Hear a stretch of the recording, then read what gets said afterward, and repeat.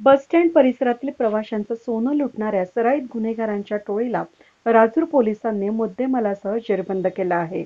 26 डिसेंबरला कुसुम लक्ष्मण नाडेकर यांच्या फिर्यादीवरून त्यांच्या पर्समधील 96,000 रुपये किमतीच्या 16 ग्रॅमच्या सोन्याचा नेकलेस चोरीला गेलेला होता.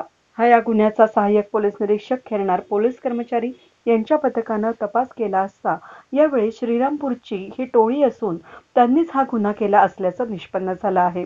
यावेळी आरोपी साहिल नशीर खान, अर्जुन भोसले, कमलेश पवार यांना ताब्यात घेऊन गुन्ह्याची विचारपूस केली असता त्यांनी कबुली दिली आहे. त्यांच्याकडून मुद्देमालासह त्यांना ताब्यात घेण्यात आलं आहे.